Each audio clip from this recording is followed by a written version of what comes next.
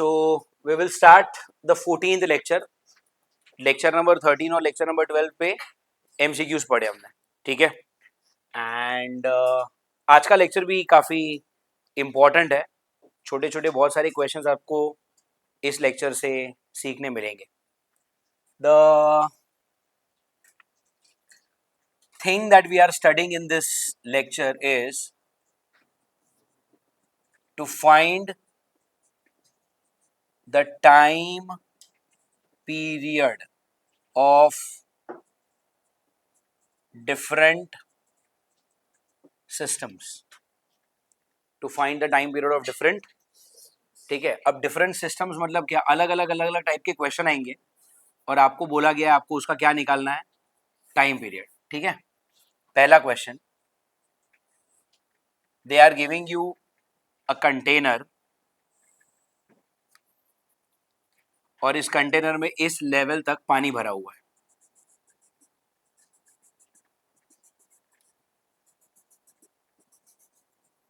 यहां तक पानी भरा हुआ है, ठीक है. आपने एक क्यूब लिया जो लकड़ी से बना हुआ है, वुडन क्यूब, और वो वुडन क्यूब आपने पानी में फेंका. अब जाहिर सी बात है, अगर ये लकड़ी से बना हुआ है तो ये डूबने वाला नहीं है.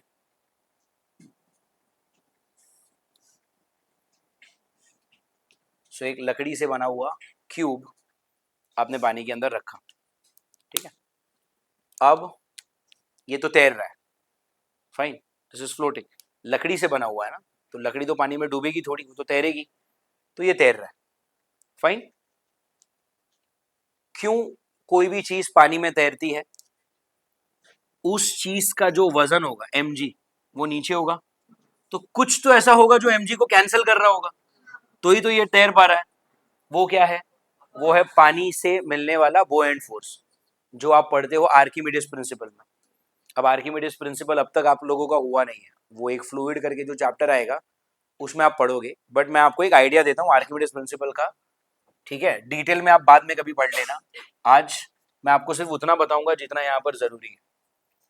कोई भी चीज जब आप पानी में रखते हो, अब ये चीज तैर रही है, ठीक है, पानी में तैर रही है, तो नीचे क्या लगेगा?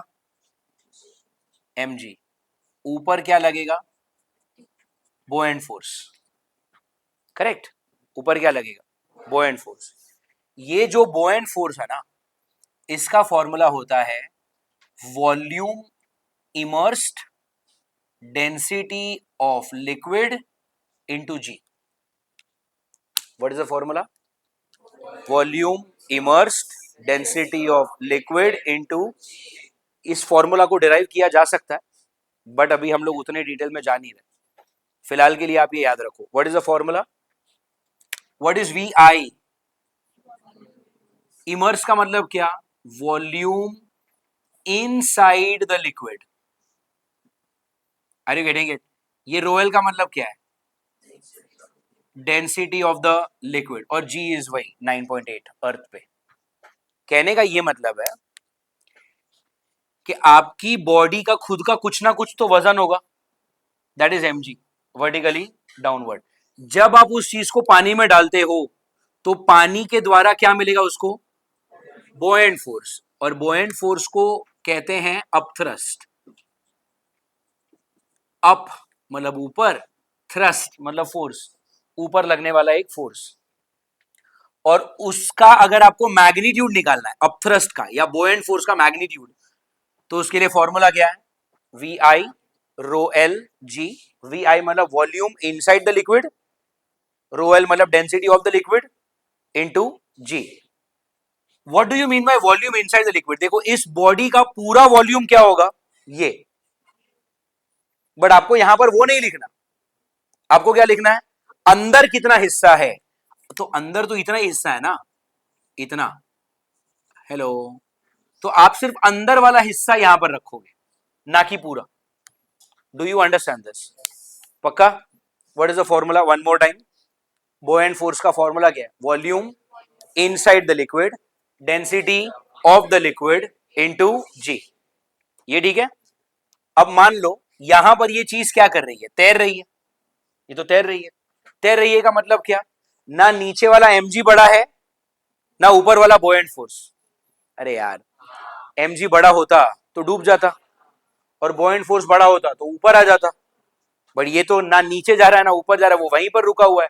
वहीं पर रुका हुआ है, इससे क्या मतलब है, नीचे वाला mg और ऊपर वाला बोएंट फोर्स एक बराबर है, और अगर दोनों एक बराबर है तो आप क्या बोलते हो, ये वाली जो बॉडी है वो इक्विलिब्रियम में है, इसने इसको क्या करके रखा है, बैलेंस करके रखा है।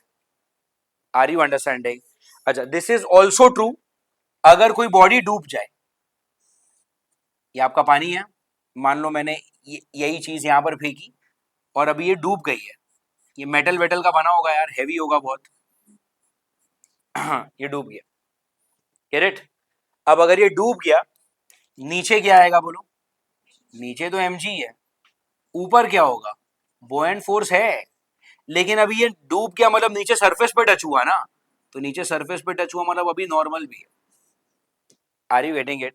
पूरी तरह से सरफेस पे टच होने के बाद आप इक्वेशन क्या लिखोगे, ऊपर क्या है, buoyant force plus normal is equal to mg, और बोएंट फोर्स का फॉर्मूला तो वही रहेगा ना, volume inside density of liquid into जी।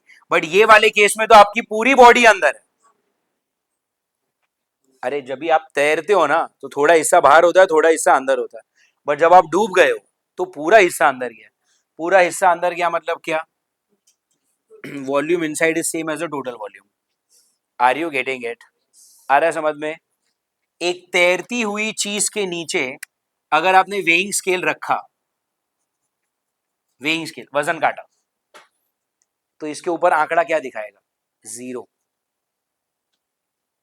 अगर कोई चीज तैर रही है ना और अगर आपने उसके नीचे क्या रख दिया, वजन काटा रख दिया, तो आंसर क्या आएगा, 0। क्यों? हाँ, अरे फोर्स तो बैलेंस हो गया ना, जितना नीचे mg था उतना तो पॉइंट फोर्स ने दे दिया, अब ये चीज वेइंग स्केल को दबा ही नहीं पा रहा। Are you getting it? Answer क्या आएगा, 0। लेकिन अगर एक डूबी हुई चीज के नीचे अगर आपने वेइंग स्केल रखा तो वेइंग स्केल क्या दिखाएगा, ये जो n है ना, वही आपका वेइंग स्केल का आंसर। ये नॉर्मल रिएक्शन कौन दे रहा है बाबा, वेइंग स्केल ही तो दे रहा है। Are you getting it? तो तैरती हुई चीज के नीचे वेइंग स्केल रखा तो क्या दिखाएगा, 0। Are you getting it? और डूबी हुई चीज के नीचे अगर वेइंग स्केल रखा तो नॉर्मल रिएक्शन कितना आएगा, mg minus buoyant force. Are you getting it? ये मैंने आपको थोड़ा बहुत आर्किमिडीज के बारे में आइडिया दे दिया। ये उस चीज के लिए जो डूब चुका है पानी में, ये उस चीज के लिए जो पानी में तैरने वाला है। Do you get it? ठीक है, ये आपको just an idea for the Archimedes principal. अब वापस आ जाते हैं अपने ऑसिलेशन चैप्टर पे। तो ये एक ऑब्जेक्ट है और ये ऑब्जेक्ट क्या कर रहा है, पानी में तैर रहा है। तैर रहा है उसका क्या मतलब हुआ होगा, तैर रहा है मतलब ये परिस्थिति है, नीचे क्या होगा, mg, ऊपर क्या होगा, बोएंट फोर्स, और दोनों ही आपस में कैसे होंगे, एक बराबर होंगे। अग्री? अब मैं क्या करता हूं, ऐसा एक उंगली से इसको दबा देता हूं और थोड़ा पानी के अंदर डुबो देता हूं। अब जब आपने इसको उंगली से दबाया तो क्या हुआ, ये जो वॉल्यूम इनसाइड है ना वो बढ़ गया, वो बढ़ गया तो बोएंट फोर्स बढ़ गया, बट नीचे का mg तो उतना ही है ना। अरे यार, इस बॉडी का जो भी वजन है 5 किलो 10 किलो 15 किलो, वो तो वही रहने वाला है, तो नीचे का mg बढ़ नहीं रहा। बट आपने क्या किया, मैंने इसको ऐसा हाथ से दबा दिया, आपके हाथ से दबा देने से इसका इनसाइड वाला वॉल्यूम बढ़ा, इनसाइड वाला वॉल्यूम बढ़ गया तो बॉयंट फोर्स बढ़ गया। तो अब मैंने इसको हाथ से दबा के रखा है, ठीक है। अब हो क्या रहा है, नीचे क्या है mg और ऊपर क्या है बॉयंट फोर्स, और अब बॉयंट फोर्स ज्यादा है, तो जैसे ही मैं हाथ हटाऊंगा ये चीज बाहर आएगी। Are you getting it? कभी ना कभी इस उम्र में या बचपन में आपने बाथरूम में किया होगा, आप एक प्लास्टिक का जो टबलर होता है वो आप पानी में लेते हो, आप ऐसा अंदर डुबोते हो और आप उसको छोड़ते हो तो सब बाहर आता है। ये किया है सबने? क्यों किया है लेकिन? ठीक, किया है ना। What I meant is the same will happen here also. You can imagine this with a plastic ball also. एक प्लास्टिक बॉल लो, पानी में डालो, वो तो ऊपर तैर रहा है, तुम उसको पकड़ के अंदर डालो और फिर छोड़ दो तो ऐसा बाहर आएगा। Are you getting it? अब रियल लाइफ में क्या होता है, उस प्लास्टिक के बॉल के साथ पानी का फ्रिक्शन है, तो प्लास्टिक का बॉल ऐसा ऊपर आएगा, 2-3 बार हिलेगा, फिर रुक जाएगा। बट अगर आपने वो फ्रिक्शन को इग्नोर किया, ये ऑसिलेट करने लगा। क्यों ऑसिलेट करेगा? ये देखो, फिलहाल इस परिस्थिति में जितना नीचे mg उतना ऊपर अपथ्रस्ट। अपथ्रस्ट मतलब बोएंट फोर्स, दोनों के दोनों बराबर है फिलहाल।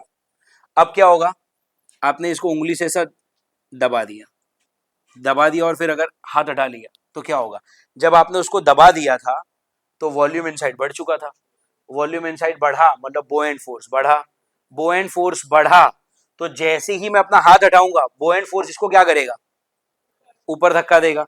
लेकिन जब ये ऊपर धक्का देगा, ये अपने नेचुरल जगह पर आके रुकेगा तो नहीं ना, इनर्शिया इसके पास, वो इनर्शिया की वजह से ये अपना मोशन कंटिन्यू करके और बाहर आ जाएगा।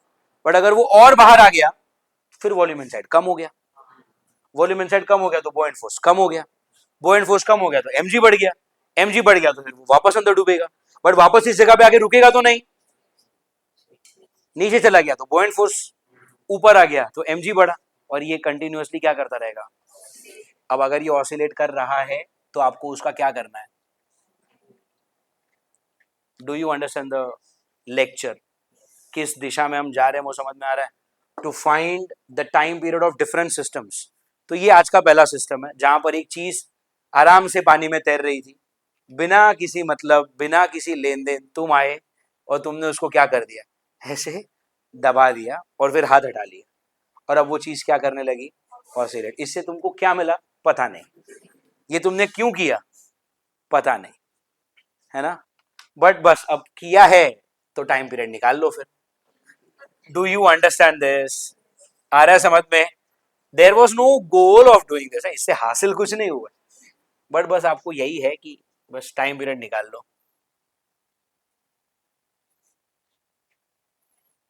Are you understanding? Okay, let's see how to find the time period of this type of question. Let's see. अब ये देखो, ये तो इनिशियल केस था ना। इनिशियली क्या हो रहा था? नीचे वाला mg और ऊपर वाला buoyant force, volume inside, density of liquid और g, ये दोनों मस्त थे ना, आपस में बैलेंस हो रहे थे। और शुरुआत में इनसाइड वाला volume is this, this was the inside volume, है ना? ओके, मान लो जो बाहर वाली हाइट है वो है h। बाहर वाली हाइट कितनी है? h। और ये मैंने क्यूब बोला था ना, तो इस क्यूब की लेंथ कितनी है? l। ठीक है। अब जब आप इसको ऐसा उंगली से अंदर डुबो रहे हो तो कुछ देर बाद वाला सीन कैसा होगा? देखने में आपको क्या दिखाई देगा कि ये जो क्यूब है वो पूरी तरह से अंदर डूब चुका है। अरे हाँ या ना? और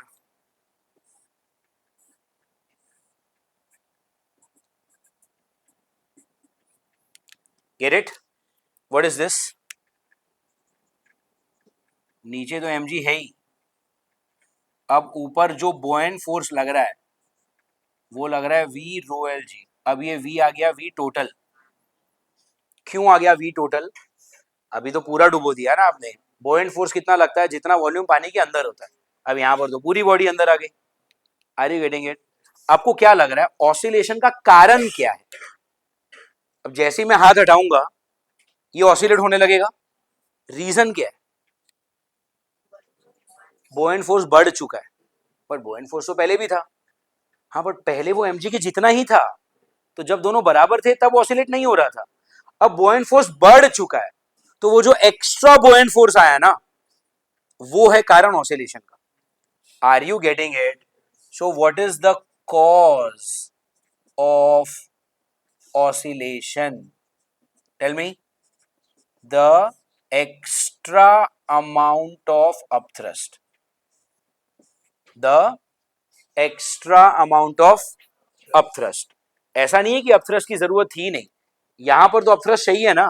अरे बाबा, ये अपथ्रस्ट ही mg को बैलेंस कर रहा है। जब इसको आपने हाथ से और दबा दिया तो ये जो एक्स्ट्रा बॉडी अंदर चली गई, उसके वजह से फोर्स ऑफ अपथ्रस्ट बढ़ गया, और वो जो बढ़ गया ना उसी की वजह से क्या हो रहा है, ऑसिलेशन हो रहा है। तो what is the cause of oscillation?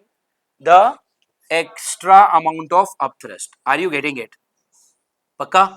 अब ये एक्स्ट्रा अमाउंट ऑफ अपथ्रस्ट है क्या, उसकी वैल्यू अगर मैं आपसे पूछूं तो देखो, पीछे हम लिखेंगे डेंसिटी ऑफ लिक्विड इनटू जी, आगे क्या है, वॉल्यूम लिखना है ना। कौन सा वॉल्यूम लिखूं? अगर मैंने यहां पर लिखा वॉल्यूम टोटल तो ये वाला अपथ्रस्ट आएगा। अगर मैं यहां पर लिखता हूं वॉल्यूम इनसाइड तो ये वाला अपथ्रस्ट आएगा। मुझे कौन सा लिखना है? Extra amount. आप समझ पा रहे हो कि कहां पे जा रहा है ये? तो मुझे एक्स्ट्रा अपथ्रस्ट लिखना है ना, तो एक्स्ट्रा अपथ्रस्ट क्या, टोटल वॉल्यूम और इनसाइड वॉल्यूम के बीच में जो डिफरेंस है ना वो वाला वॉल्यूम, और पीछे तो वही रहेगा, डेंसिटी ऑफ लिक्विड इनटू जी। बोलो हाँ या ना? पक्का? टोटल वॉल्यूम क्या, it's a cube, the total volume was L cube. यार एक क्यूब का लेंथ अगर एल है तो वॉल्यूम क्या होगा, एल क्यूब माइनस, शुरुआत में कौन सा लिखना था, वॉल्यूम इनसाइड। इनसाइड वाला वॉल्यूम क्या है, वॉल्यूम मतलब क्या, area of base into height. Area of base क्या है, एल स्क्वायर, और हाइट कौन सी थी शुरुआत में अंदर वाली, एल माइनस एच। अरे हाँ या ना? तो L square times L minus H. बोलो क्या ये समझ में आया आपको? पीछे क्या है, density of liquid into G. आ रहा है समझ में या बाउंस हो रहा है? This is the extra amount of upthrust. Do you get it? पक्का? Okay, so this was the first step जहां पर मैंने क्या निकाल लिया, cause of oscillation, extra amount of upthrust. Thrust मतलब फोर्स ना, तो बेसिकली ये क्या है, this is force, this is, अगर मैं, अच्छा इसको यहां पे फोर्स लिख दूं, अगर मैं दोनों तरफ मास से डिवाइड कर दूं तो ये फोर्स अपॉन मास क्या बनेगा, तो यहां पर भी तो मास से डिवाइड करना पड़ेगा ना। अब देखो यहां से मैं कर क्या रहा हूं, एल स्क्वायर कॉमन ले लिया मैंने, अंदर क्या बचा, L minus,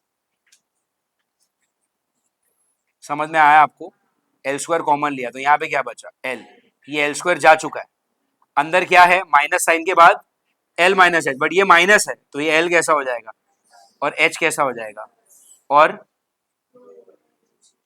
do you get it?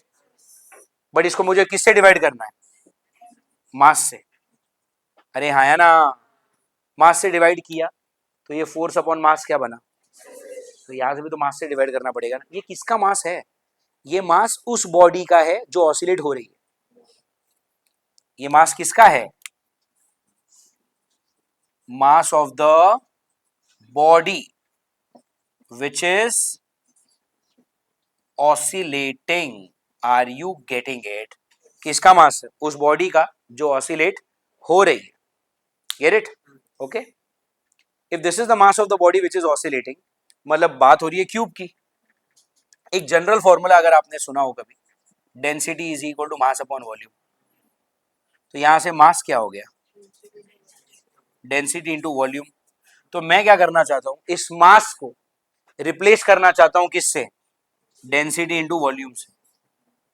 Are you getting it? But ये मास किसका है, बॉडी का, तो मैं डेंसिटी भी किसका लूंगा, बॉडी का। बॉडी का आप क्या करना, वीडियो से ये लिख लेना, अगले स्टेप में मास को रिप्लेस कर देना। Are you getting it? तो मास को किससे रिप्लेस करोगे आप, डेंसिटी किसकी, बॉडी की, into volume. Are you getting it? आ रहा है समझ में? पक्का? ओके, वॉल्यूम किसका, बॉडी का। तो अगले स्टेप में क्या करना, volume of the body is what, L cube. अरे यार, so in the next step you will replace V by what, tell me, L cube also. आ रहा है समझ में? पक्का? Okay, if you do so, यहां पर आप क्या देख रहे हो, अच्छा और खाली इस h को अगर मैंने x लिख दिया तो चलेगा, तो हर जगह पे जहां पर भी h है मैं किससे रिप्लेस कर रहा हूं, x के साथ। Is that fine? What all things are getting cancelled, ये तो l से l गया, इधर एल स्क्वायर है, इधर एल क्यूब है, तो यहां पर नीचे क्या बच गया एक, तो आपके पास लेफ्ट में क्या है, राइट में क्या बचा, x times density of liquid g, और नीचे density of body into the total length. बोलो हाँ या ना, पक्का। लेफ्ट में जो एक्सेलरेशन है, एक्सेलरेशन का ऑसिलेशन का फॉर्मूला आपको पता है, ओमेगा स्क्वायर एक्स, तो उस तरफ क्या है, X times rho L G upon density of body L, ये एक्स और एक्स कैंसिल, तो what is omega equal to density of liquid G density of body total length, ये आपको क्या मिला, omega. Are you getting it? तो what is the formula for time period, 2 pi upon omega, इसको नीचे डाला तो उल्टा हो जाएगा ना, तो density of body into L density of liquid into G. Do you get it? तो यहाँ से मुझे क्या मिला, ओमेगा, यहाँ से मुझे क्या मिला, टाइम पीरियड। तो अगर वो ऑसिलेट कर रहा है, आपको क्या निकालना है, आपको तो टाइम पीरियड निकालना था, तो टाइम पीरियड का फॉर्मूला ये आ गया, 2 pi under root of density of body into liquid upon density of liquid into G. आ रहा है ये समझ में? तो टाइम पीरियड के बाद अगले स्टेप में आपसे अगर फ्रीक्वेंसी पूछी तो निकाल लोगे, उल्टा करके आपको फ्रीक्वेंसी मिल जाएगी। Fair enough, okay. और एक चीज ये लोग कभी कभी बीच में से पूछ लेते हैं कि हो गया आपका जो टाइम पीरियड वाला काम था वो हो गया, now I am solving something extra. ये जो फोर्स है ना, इसको हम ऐसा लिख सकते हैं, force F is equal to, उस तरफ अगर मैंने एल स्क्वायर कॉमन निकाल लिया तो अंदर क्या बचा है, यहाँ पर L बचेगा माइनस एल प्लस एक्स। अरे यार, तो L माइनस एल कैंसिल, यही बचेगा ना यार, तो क्या बचेगा अंदर, x times rho L times G, ये आपका बनेगा क्या, फोर्स। करेक्ट। फोर्स का एक फॉर्मूला हमने पढ़ा, F is equal to K x, ये वही फोर्स है ना जिसके वजह से बॉडी ऑसिलेट हो रही है, it is the cause of oscillation. तो कॉज ऑफ ऑसिलेशन को आप किससे कंपेयर कर सकते हो, F equal to K X. Are you getting it? X और एक्स कटा, तो what is K equal to L square times density of liquid into G. What is this K called, K is called as spring constant. अब आप ये सोचोगे कि sir यहाँ पे तो स्प्रिंग है ही नहीं, तो फिर स्प्रिंग कांस्टेंट क्यों पढ़ रहे हैं? स्प्रिंग कांस्टेंट का मतलब स्प्रिंग के साथ कुछ लेना देना होगा ऐसा जरूरी नहीं है। स्प्रिंग कांस्टेंट आप पढ़ते हो तब जब आप ये वाले स्ट्रक्चर को पढ़ रहे थे, करेक्ट। यहां पर बॉडी है जिसका मास है m, इस स्प्रिंग का कांस्टेंट है k, अगर मैंने इसको ऐसा अंदर दबा के छोड़ा तो ये भी ऑसिलेट करेगा। तो यहां पर ऑसिलेशन का कारण कौन है, स्प्रिंग। यहां पर इस बॉडी के ऑसिलेशन का कारण कौन है, पानी, उसी की वजह से आ रहा है ना upthrust. Are you getting it? तो इस के को स्प्रिंग वर्ड के साथ मत जोड़ो आप। के का मतलब क्या होता है, आपकी बॉडी जो ऑसिलेट कर रही है ना, उसका कारण कौन है। यहां पर है स्प्रिंग, उसकी वैल्यू है के। यहां पर है पानी, उसका वैल्यू है L square rho L G. Are you getting it? Do not attach the meaning to this letter K. अगर आपने उसके साथ शब्द को जोड़ दिया तो आप क्या सोचोगे कि यार के तो होता है स्प्रिंग कांस्टेंट, यहां पर तो स्प्रिंग है ही नहीं। उस स्प्रिंग कांस्टेंट का मतलब स्प्रिंग से कुछ लेना देना नहीं है। स्प्रिंग कांस्टेंट मतलब क्या, ऑसिलेशन का कारण। यहां पर कारण कौन है, तो एल स्क्वायर। एल स्क्वायर मतलब क्या पता है, तुम्हारे क्यूब का area of base, density of liquid के अंदर कौन सा लिक्विड यूज हो रहा है, पानी है, पेट्रोल है, डीजल है, जो भी है।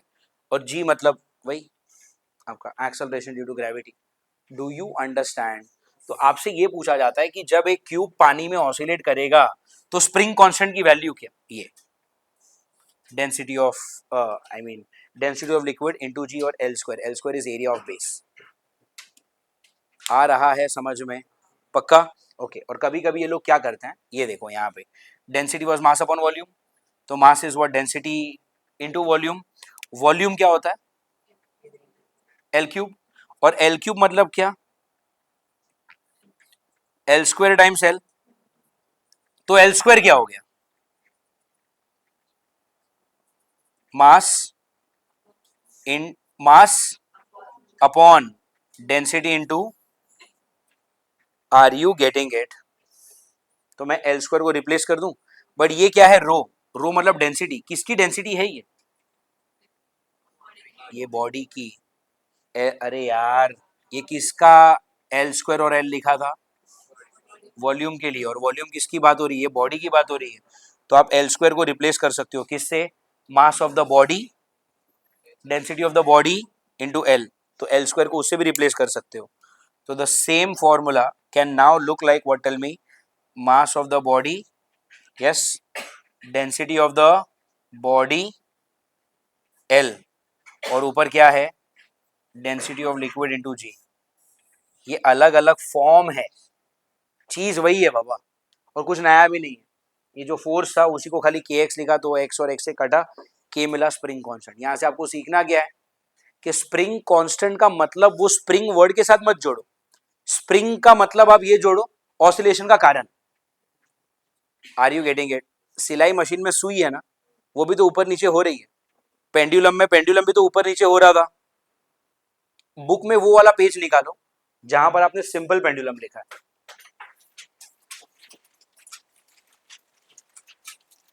बुक में वो वाला पेज निकालो जहां पर आपने सिंपल पेंडुलम लिखा है। सिंपल पेंडुलम में कॉज ऑफ ऑसिलेशन क्या लिखा है आपने, ये देखो, mg साइन थीटा एफ था। आपने शायद बुक में क्या लिखा होगा पता है, डायरेक्ट दोनों तरफ आपने मास से डिवाइड कर दिया। तो अगर फोर्स को मास से डिवाइड किया तो क्या मिला, एक्सेलरेशन, और इस चीज को मास से डिवाइड किया तो क्या मिला, जी साइन थीटा। फिर आपका थीटा छोटा था तो आपने साइन थीटा को सिर्फ थीटा लिखा होगा, और अगले स्टेप में आपने थीटा को क्या लिखा, X upon L. Check check check, ये मिला, पक्का। अब वही सारी चीजें, अरे यही था ना आपका एक्सेलरेशन, फिर आपने अगले लाइन में क्या लिखा होगा, एक्सेलरेशन को ओमेगा स्क्वायर एक्स, और फिर एक्स और एक्स कटा, तो ओमेगा स्क्वायर आया देखो जी बाय एल, तो ओमेगा क्या आया, under root of G by L. Is that the derivation? तो स्टार्ट तो यहीं से हुआ था ना, F equal to M G sine theta.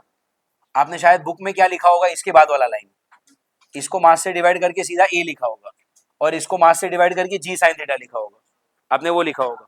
But logically सोचा जाए तो यही तो है आपका, हेलो, पक्का।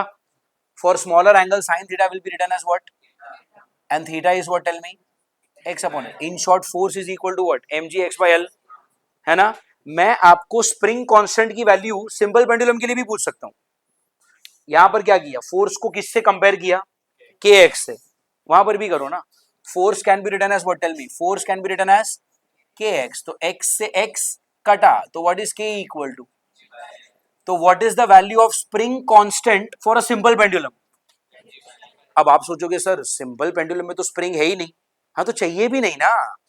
स्प्रिंग कांस्टेंट का मतलब स्प्रिंग से है क्या, स्प्रिंग कांस्टेंट मतलब क्या, कौन सी चीज है जो चीजों को ऑसिलेट करवा रही है।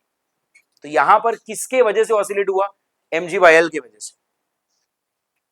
Are you getting it? यहां पर वो के क्या हो गया, L square rho L by G बोलो, या फिर mass density of liquid into G upon density of body into, जो भी है, अलग अलग अलग स्वरूप है खाली। Are you understanding?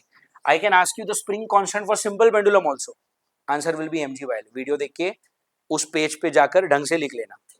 Are you getting it? For now पहला जो हमने हमने क्या, आपने हेडिंग लिखा है डिफरेंट सिस्टम्स, तो this is the first system.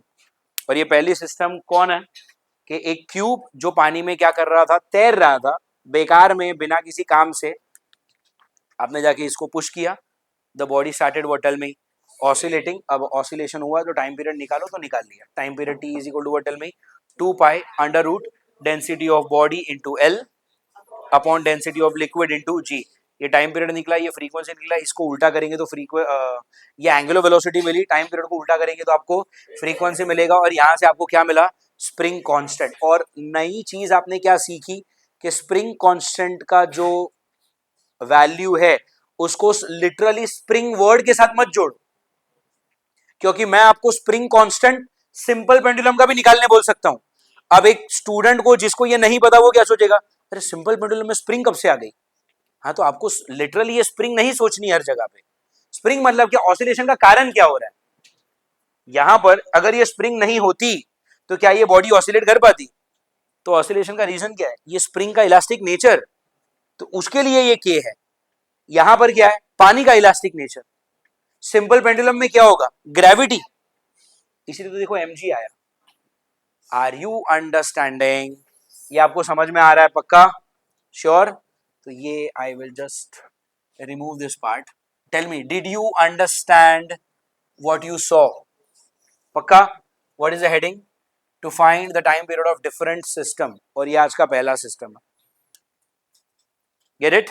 Fine, we will solve one more such system and then शायद आपका टाइम अप हो जाएगा, फिर अगले लेक्चर में और पढ़ते हैं। अभी के लिए ये जो सिस्टम पढ़ा, क्या वो आपको समझ में आ रहा है? पक्का? ओके।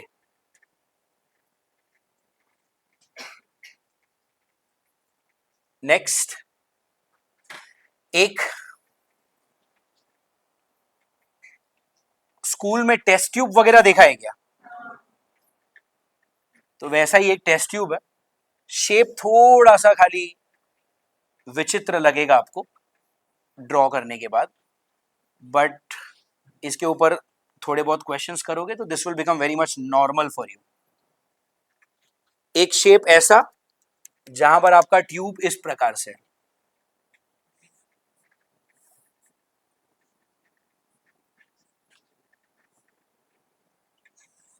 यू शेप है इसका। Are you getting it? So it's a U shaped tube, U shaped tube. Get it? अब मैं क्या कर रहा हूं, यहां से आपने एक तरफ पानी डाला, वो पानी आएगा यहां पर और यहां से भरना शुरू करेगा। जब भरेगा तो दोनों तरफ उठेगा ना पानी। कुछ देर बाद आपने पानी भरा और ये चीज यहां तक भरी।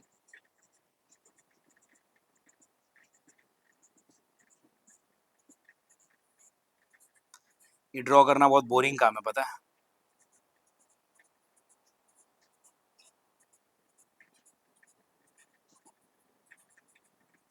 फाइन, पूरा ये पानी से भरा हुआ।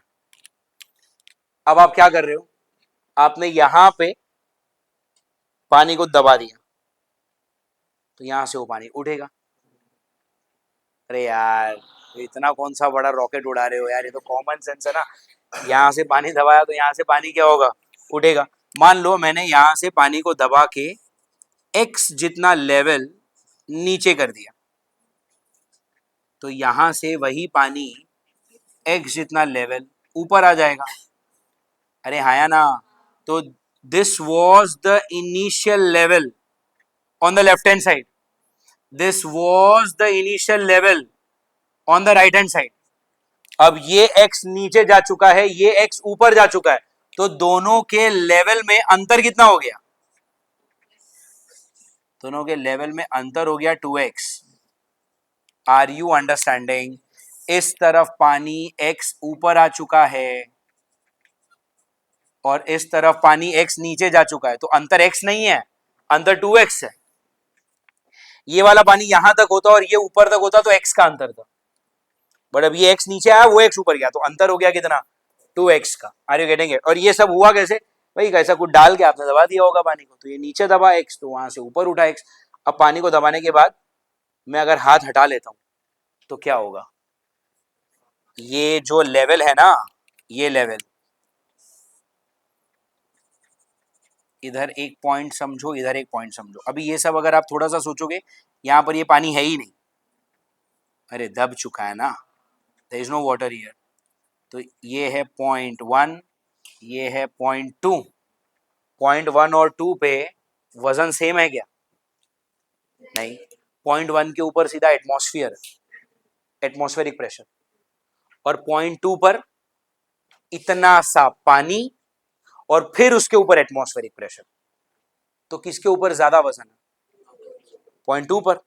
.2 पर, अच्छा, .1 पर भी एटमॉस्फेयर है, 2 पर भी एटमॉस्फेयर है, तो वो एटमॉस्फेयर एटमॉस्फेयर हटा दो, लेकिन एटमॉस्फेयर के अलावा पॉइंट नंबर 2 पे इतना सा एक्स्ट्रा पानी है, और वो जो एक्स्ट्रा पानी है उसका वजन पॉइंट 2 को नीचे दबाएगा, और जब पॉइंट 2 नीचे दबेगा तो वो 1 को ऊपर उठाएगा, लेकिन फिर ये ऊपर आ जाएगा, ये नीचे चला जाएगा, फिर यहां पर वजन बढ़ गया, फिर ये दबाएगा, इसको दबाएगा, and this will keep on oscillating. अब ऑसिलेट हो रहा है तो टाइम पीरियड निकालो, और वापस वही सवाल, ये क्यों किया? दोनों जन आराम से अपने अपने लेवल पे बैठे थे, है ना? There is, I don't know, maybe I am not able to think, but you did this, some reason you did this, and because you've done something, the penalty is now find time period. Are you getting it? तो आपको इसका time period निकालना है, और that is our second system. System word का समझ में आ रहा है? मतलब ऐसी अलग अलग परिस्थितियां आती जाएंगी सामने, और उन सभी परिस्थितियों में टाइम पीरियड क्या होगा ये आपको निकालना है। तो यू गेट इट? ओके, यहां पर what is the cause of oscillation, इसके पहले की तरह कॉज ऑफ ऑसिलेशन क्या है? Tell me. पॉइंट नंबर 2 के ऊपर जो एक्स्ट्रा पानी उसका वजन is the cause of oscillation. Do you agree? So weight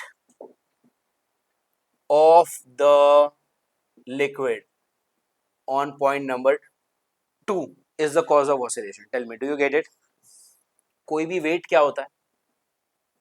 mass into G. कोई भी वेट क्या होता है? मास इंटू जी।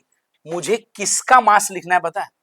इतने पानी का, यहां से लेके यहां तक इतने ही पानी का मुझे मास लिखना है। इस पूरे पानी का मास है m,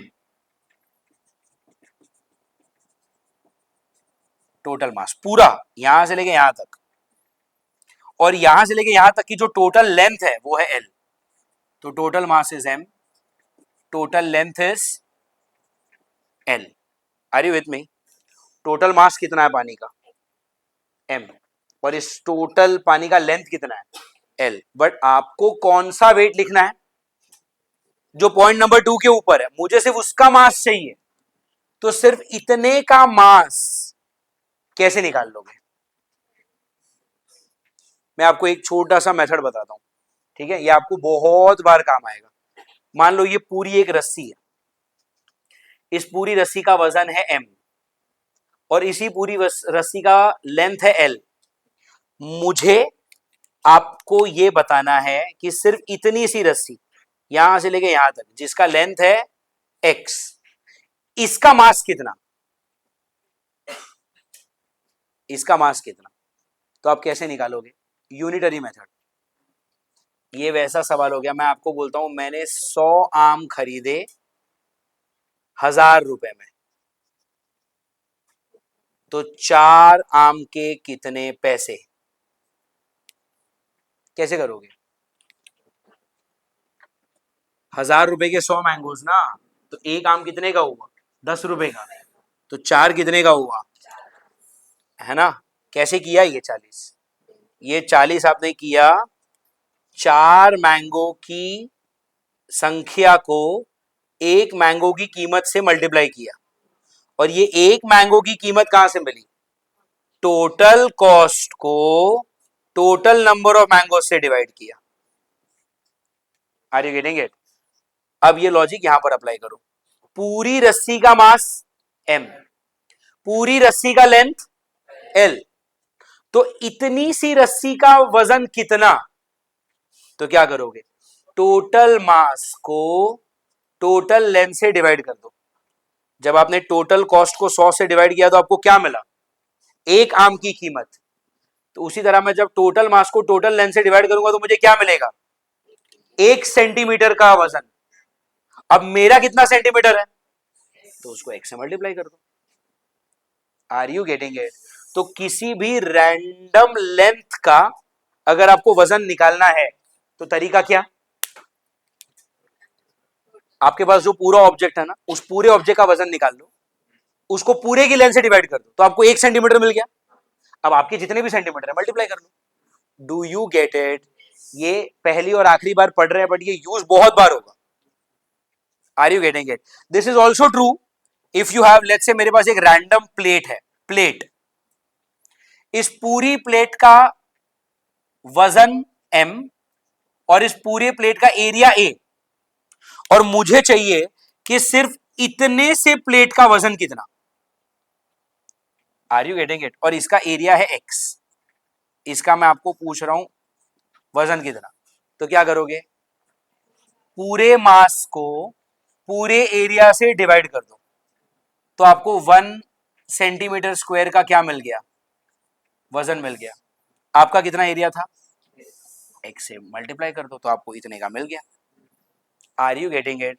तो जब आपको एक बड़े से बॉडी में से एक छोटे से बॉडी का मास निकालना हो तो तरीका समझ में आ रहा है, क्या करना है, पहले पूरे मास को पूरे एरिया से डिवाइड कर दो, तो इतने से का आपको वजन मिल जाएगा। फिर आपके पास कितना है, x, तो इसको x से मल्टीप्लाई कर दो। ये सेम है यहां पर भी, टोटल मास को टोटल लेंथ से डिवाइड कर दो तो आपको 1 सेंटीमीटर का वजन मिल गया, और फिर उसको क्या करेंगे, x से मल्टीप्लाई करेंगे तो आपको इसका वजन मिल गया। अब ये सेम लॉजिक अप्लाई करो यहां पर, मुझे कितने का वजन चाहिए, इतने का, तो क्या करोगे, टोटल मास को टोटल टोटल मास को टोटल लेंथ से डिवाइड कर दो। Are you getting it? और उसको किससे मल्टीप्लाई करेंगे, आपकी लेंथ, अपनी लेंथ कितनी है, तो यहां पे किससे मल्टीप्लाई करेंगे हम, 2x से। Tell me, do you get it? आ रहा है समझ में? ये हमने क्या निकाल लिया,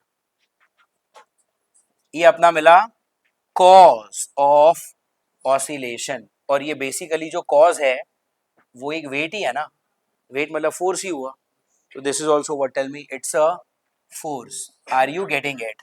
and if it's a force, I wish to find out acceleration.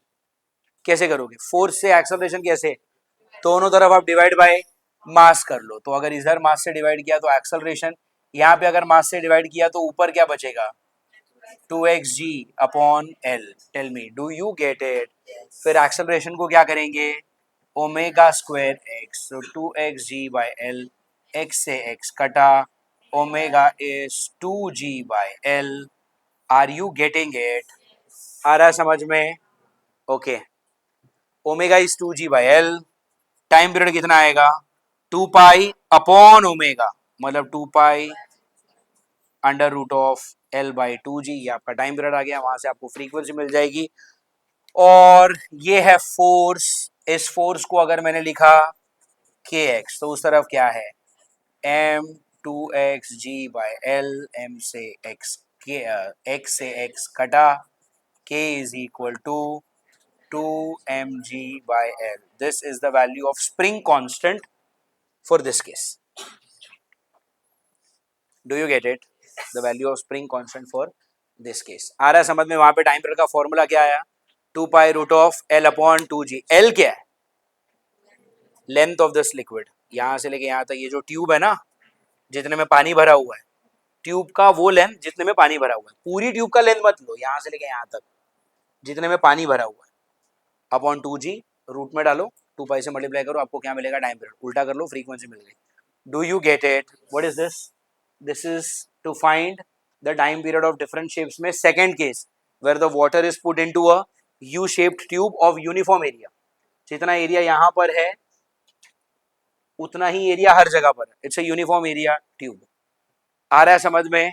दोनों केसेस आपको समझ में आए? ऑल गुड, फाइन देन, इतना लिखो, that is all for today.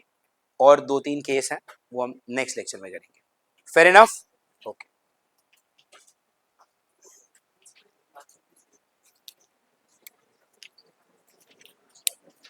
कल लेक्चर है ना तुम लोगों का।